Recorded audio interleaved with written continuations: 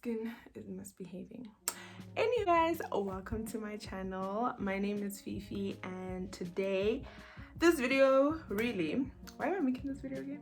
Oh, so I'm making this video because I thought I should share my experience with going on a social media fast, if I could put it like that, or like a social hiatus, like a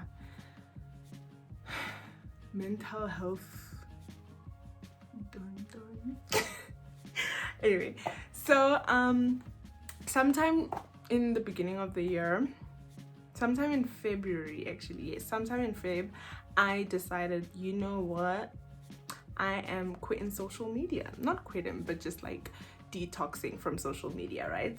So what inspired that? I've always wanted to go on a social media, like a digital detox, basically. I've always wanted to go on a digital detox, but the timing wasn't right because, yeah, like the timing wasn't right, okay?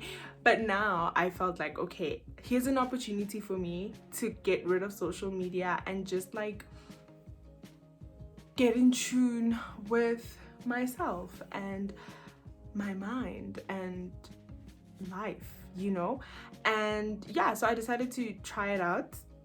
But because I know that it's a habit, that it's like the thing with using social media is that you behave so compulsively, like it's like you just cannot do without it. I had to slowly and gradually like teach myself to do without it, right? So it would start with like small things. Okay, so I'm going to tell you what I did before my digital detox and then what I did during the digital detox, and basically like the after effects, yeah, the effect of it afterwards. Nah. So I wrote it down so that I don't go rambling because I have that problem. Okay, so what I did before, okay, so first of all, before I say anything, the goal of this video is not to say social media is bad, and that's also something that I learned during this whole thing, that social media is not bad, guys. It's just how you use it that's important. I think it's very important for a lot of different things, like, you know, connectivity, brands grow through social media, people, like, you know, yeah, like we're able to participate on social media and learn a lot of different things and reach a whole lot of different people on different social media platforms, which is great.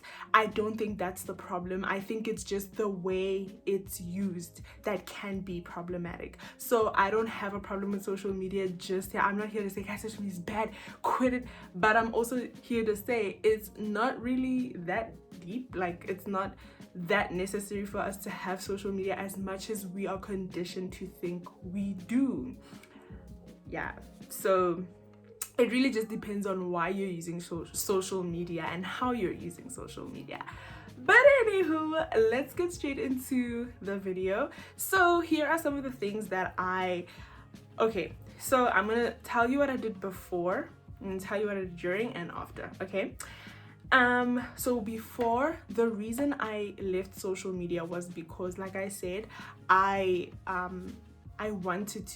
always wanted to do it because I just felt like it was triggering for me, like for my mental health, or just like, because mental health, guys, is not a thing of like you're sick mentally or anything.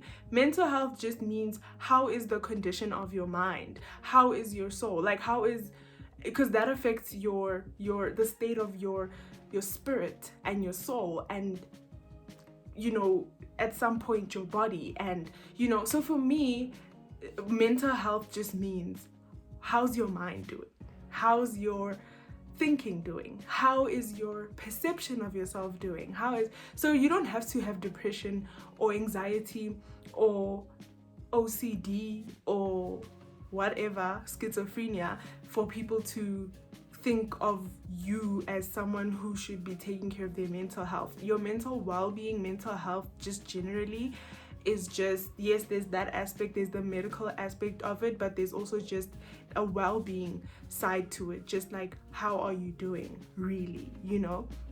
So yeah, like I went into it because I wanted to like really take care of my mental health.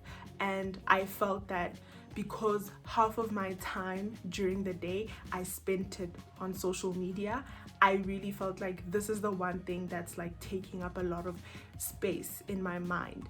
And what kind of space is that, and what is that space that it's taking up creating? What is it teaching me? What is it making me feel? And what am I pouring out into others that I'm allowing to kind of like infiltrate me, you know? So yeah, like I'm a firm believer that like everything that you allow into your body through your mind, through your senses, goes into your mind, and at some point it goes into your heart and it becomes a part of who you are, you know. And it may not happen consciously. It's not like I woke up and decided that whatever I see on Twitter is going to affect how I live my life. Like it's just a thing that happens without you even noticing, whether you want to admit to it or not. Like it's not even a matter of admit that this is happening. It really does happen. Like it conditions you to think a certain way, to view life a certain way, to just see things a certain way. Do you understand? So for me, because I'm a firm believer that everything you let in through your senses, whether it's what you hear or what you watch or whatever, it goes into your mind, and if it sits in there long enough, it will find a place in your heart, and then boom, like it becomes a part of who you are, you know. So yeah, that's essentially why I that's essentially why I kind of like decided to take a break from social media. So here are the things that I did before leading up to it, because like I said, social media teaches you to be compulsive. You can't go 10 minutes without checking your phone, an hour without checking your phone. So I had to practice that. First things first, don't check your phone. Okay. And then so to stop checking my phone, or to stop having a reason to be on my phone all the time, I put it on mute. If it doesn't have to be like on like loud or whatever, I would sometimes put it on airplane mode and like try and distract myself, do other things like my schoolwork or whatever, like, you know. So I would just rather do something else, cook, watch something, clean, sleep, pray, I don't know, do something else. Just don't be on your phone. So I created that rule for myself: don't look at your phone all the time if you don't need to, right? But then it was hard. So then what I did was I started deleting apps, right? So I started with Snapchat, first of all, because it takes up space. Like Snapchat is just basic, guys. Because it just stores all these memories from like flipping 2014, and you're just like, oh my goodness, you're literally chowing my space. And like, I didn't have money right now to like pay for space, so like, what are you doing in my phone? So honestly, like I deleted Snapchat. And also because, not only because of space, but it was also because of the thing, like my reasons for deleting Snapchat, what was not just space, it was also like, okay, I know for some people it's not that deep, but for me, I think it also came from a thing of like realizing the impact that using Snapchat had on me that I didn't see. Like I tried to use less filtered pictures because I think that it showed me a very ugly side to how I used Snapchat that I didn't even realize was a thing. Like when I took pictures with my normal camera phone, I've just found so many faults in how, oh, but like now this pimple, you can see it. And I was just like, why do I even care about these things? Whereas in my real life, like off social media, I don't even like care that people can see this pimple. Like as long as I'm taking care of my skin and I'm waiting on it to improve, why am I bothered by the fact that when I take a picture, it's like I can't stand my own reflection, you understand? So it's like that, I think, kind of like showed me that, oh no, there's a self-esteem issue here, because why do you need a filter to kind of validate your beauty, or to kind of, I don't know, like to feel beautiful you need to have a filter up or something. Like, so for me, I think it was coming from that angle that like I don't feel comfortable taking a picture and keeping it if it doesn't look like how I'd look with a filter up, you know. So I think I was just like, Like, I really thought I'm a confident person until I picked up this problem. And then I just became more comfortable in my skin. Like, I already was, but I think I saw that there was a percentage of discomfort that I needed to get out of the way. So yeah, like, I deleted Snapchat for those reasons, because it's a filter-based app, you know? So, and now I'm just happy to say, like, I don't feel the need to use filters. It's like, this is how I look if you bump into me in real life. Like, I don't have hearts around my face. I don't have a, you know, narrow nose or a what jawline. Like, I don't look the way Snapchat makes you think I look. I look like this, you know, so take it or leave it, darling. So I kind of had to address that with myself as well. So yeah, that was why I deleted Snapchat. And then I deleted Twitter, because I felt like I'm a very opinionated person, but I never really expressed my opinions on Twitter. I was literally just there for the comments. Like, I was the scroller and the retweeter and the liker. I hardly tweeted stuff, you know? So I didn't have problems in terms of like feeling like my opinions were invalidated on Twitter. It was just a thing of like, I just felt like it indirectly shapes how you think about certain things. So if something trends, right, you will, and I think also because there's no control over what you see on Twitter, that bothered me a lot, like for the longest time. But because sometimes Twitter's just so funny, or sometimes it's really informative, or it's very helpful, like, you know, posts like Ujiwa King have helped a lot of people, but I just felt like for the most part it was not that. For me, it was not, the bad outweighed the good, you know what I mean? So the reason why I left Twitter was because I felt like if something trends, it's like your opinion about something can't be yours, and that's what we see. Like, when other people start posting their opinions about the same thing, and then if one person's opinion is not the same as everyone else's, like, the whole Twitter just goes ham. Like, everyone just goes against that person. I just felt like, yo, like, yeah, no, keshapo. And the cancel culture as well. I was just like, yo, cancel culture at Twitter, like, it literally lost Okari Instagram story, like WhatsApp story, like cancel culture after 24 hours anyway, back to normal. Like, you'll cancel someone and ruin their lives, and then tomorrow, like, you just don't care how that person's life is affected. Like, so I think people just kind of mistake social media for real life sometimes. It's like, or they kind of don't see the impact it has on people's real actual lives. So yeah, that's why I deleted Twitter. And then I deleted Facebook because I don't use Facebook as much anymore, so I did not see the need to have Facebook. In high school, I was an active Facebook user, but after that, like somewhere from like matric, I stopped being active on Facebook. So I stopped using Facebook, and that's why I deleted it. I was just like, what's the point of having this app really? I don't really use it that much. So it wasn't that it was affecting my mental well-being. I just was not active, so I did not see the point for it anymore, right? And then I deleted Instagram. Funny enough, Instagram is the app that usually is most triggering, I think, after Twitter, because you see people's lives and people are showing you this fancy life that's sometimes not real, sometimes it is real, and then you want to live that life, and then you feel bad about your own, and then you know, people travel, people look pretty, people wear nice clothes, people do this, people do that. So I think, surprisingly for me, that wasn't right. And I think the thing about Instagram is that compared to Twitter is, with Twitter you can't really control what you see, in terms of you can literally see someone's tweet and wow, that whistle. You can see someone's tweet and you don't even follow that person, but because the person you follow retweeted their tweet, now you seeing what that person tweeted, even though you really didn't want to see it. Or like there's a page someone follows and now you are seeing their post because someone liked it. Like, it's like there's very little control over what you get to see. It's very open, you know, whereas Instagram is not like that.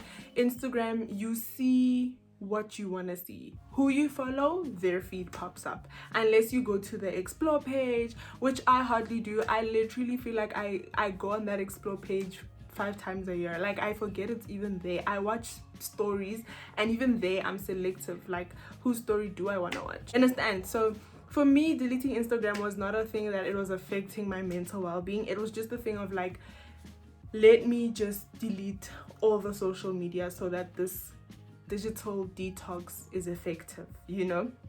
But I wouldn't say personally for me Instagram had a negative impact. No, couldn't delete WhatsApp because that's the new SMS line, you know. That's the new way of SMSing. But I did go and mute everyone on my contact list from like watching I muted their statuses, so that blue thing that shows me that there's a status uploaded does not pop up. So I don't feel the need to go to the status button and like check people's statuses. And then I also blocked everyone from watching my statuses so that I don't feel the urge to post a status. And that also helped because I'm that contact on your WhatsApp like contact list that really turns it. It's like I have a WhatsApp channel. So yeah, that's what I did. And then I turned off all notifications, so I only went on WhatsApp when I wanted to go on WhatsApp. And that goes back to practicing the whole thing of not looking at my phone if there's no need to do that. So because I don't get notifications, I hardly hear ding, or there's nothing telling me check your phone. So with that being said, this is going to be a long video, wow. But with that being said, what did I do after deleting my social media? So during the cleanse, right? So this deleting did not happen in one day. It happened gradually. So yeah, when I finished deleting everything like a week into my detox, that's when I completely did not have social media, and I just had WhatsApp and to talk to people that I need to talk to, or those that are talking to me. So what did I do? I read a book, right? Because not a hard copy, unfortunately, but I did go on, you know, the book app, and I read the first book I read was As a Man Thinketh, because I mean the whole point of what I was doing was to renew my mind and cleanse my mental like system or whatever, and just like change how I see things, how I think about myself and other things and people and na. So I read As a Man Thinketh, and it was a good book, and I think it was a great start. So yeah, and I'm not an avid reader, but the fact that I could finish that book in a day for me showed me that okay, it actually felt like there are more hours in a day. Because I was like, wow, where did I get all the time to finish this book? Like usually it's just like there's no time, you know. So yeah, like even when I would I was also very mindful, if I could put like that. I was very mindful, like when I woke up, and I practiced this thing where I made a reminder on my phone, and every morning at 7 a.m. it would remind me, you own your mornings. So you own your mornings basically means that how you start your day dictates how the rest of your day goes. So if you start your day mad, everything about your day is going to make you mad, you understand? Even things that are supposed to be happy are going to make you mad. So it's like, start your day right, start your day on a good note. So what I would do is that I would just spend time Bible reading or in worship, or just reading a new book, or listening to an audiobook if I feel like, wow, this book is too long. I would listen to a podcast. I would watch YouTube videos that are helpful, some YouTube videos about other people who went on social media detoxes, and yeah, like just basically that type of stuff, to help me, like anything that can help me grow, and just nothing negative. Like I didn't check WhatsApp because that was the only thing I had at the time, but I didn't want any negative energy in my space. So yeah, like, so that's what I did. But what that basically taught me was, one, there are more hours during the day. It literally feels like there's more time to do stuff. Like during the day I got a lot of work done. I also practiced less procrastination, because I think my phone was the reason I procrastinated a lot. And I also, interestingly, what it also taught me more than anything was who's who in the zoo. Because the thing with social media sometimes is that you kind of create a whole bunch of fake friends and connections that are not authentic and real. I don't know how to explain it, but it kind of also taught me like to be wary of who I think of as my friend and how people treat you. And sometimes I think it's also because, like I said, I am that contact that posts a lot. I get a lot of interaction on my phone because I keep posting. Like, there's a lot of traffic on my phone. But once I stop posting, then I can see who genuinely just wants to talk to me because they want to talk to me, not because there's something to laugh at or they want me to send them something, or they think, which is not a bad thing. Like, I'm not saying it's bad that people do that or anything, like, but I'm just saying that it also kind of sometimes that blurs the lines, and you think people care about you because they're watching you or they following you, or because you get along really well when you talk about certain things, or which is great, we're well acquainted, but we're not friends. And I was able to really see who are my friends and who aren't my friends. Keep in mind, but a fake Then now, what is the aftermath? What is the impact? What impact does it have? What did I learn? Okay, I already told you what I learned, but I guess now that I'm back on social media, I feel like, okay, so I went and I did not go back to some of the apps. Twitter, I'm not back on Twitter. I'm no longer going back to Twitter. I mean, if I go back, it would have to be a whole new account because I deleted my Twitter account. I did not feel the need to return to Twitter. And Facebook, also deleted my Facebook account. And what other app was there? Instagram. I am back on Instagram. Still the same, because like I said, Instagram I deleted because I was on a digital detox. Not that it impacts me in a certain way that's like negative or anything.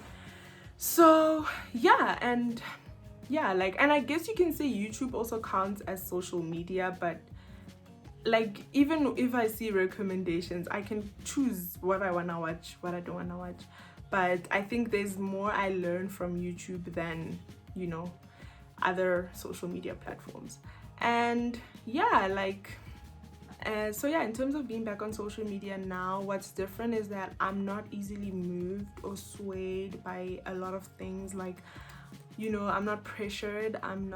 I wasn't, but now it's like, but there was some kind of pressure you feel.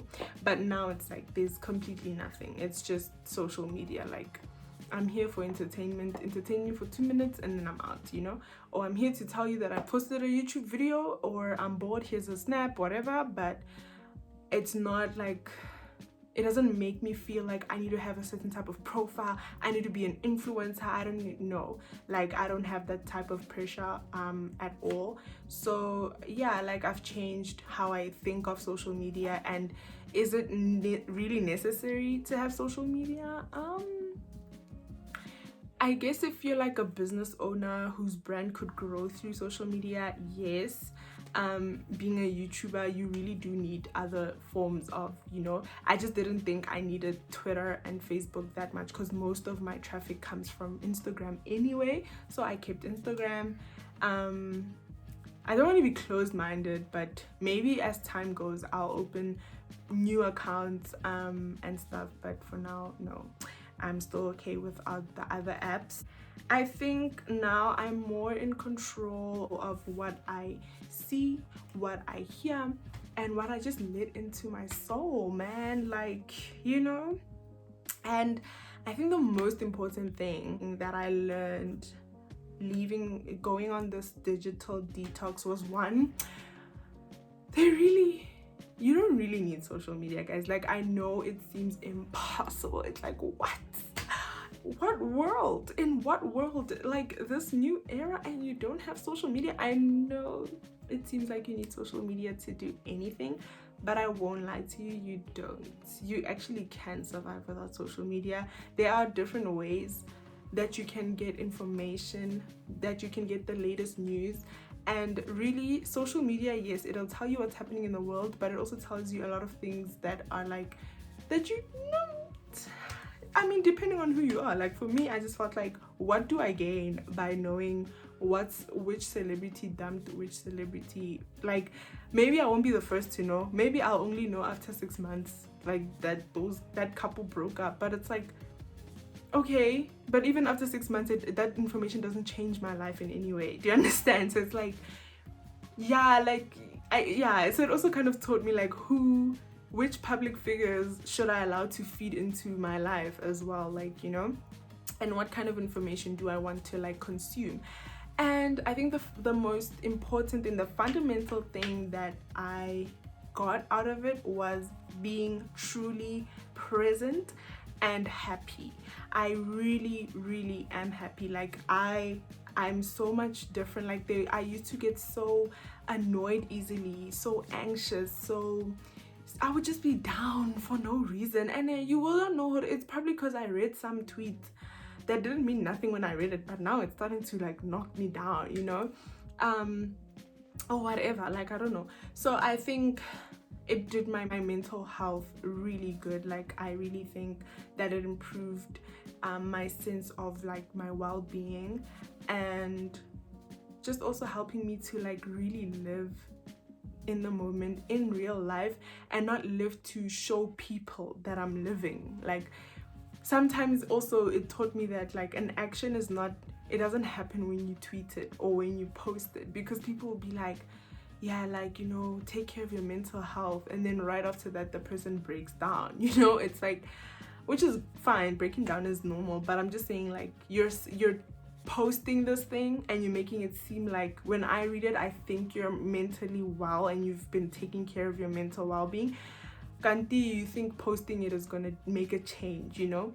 So I think for me it was a thing of like, let me just live in the moment. Let me not live in a moment so that I can show people. Let me live in the moment and really embrace it and really reflect and just be alive and connect with people in real life, you know. So yeah, like that is what I got out of it, and it really brought me a sense of joy, happiness, and just overall life satisfaction. Anyway guys, that is the video. I'm so sorry that it's long. I think I wanted this video to be shorter, but I think everything that I said, I had to say it. And I hope that this video in some way or another helps anyone out there who's thought of it before, who's thought, can I survive without social media? Should I delete social media? How long should I do it? How do I go about it? Really, I mean, you can create your own system of doing things, what works for you, but what I did is what works for me, and I'm happy with the results. And yeah, like, why did I make this video? Because I just wanted to like share,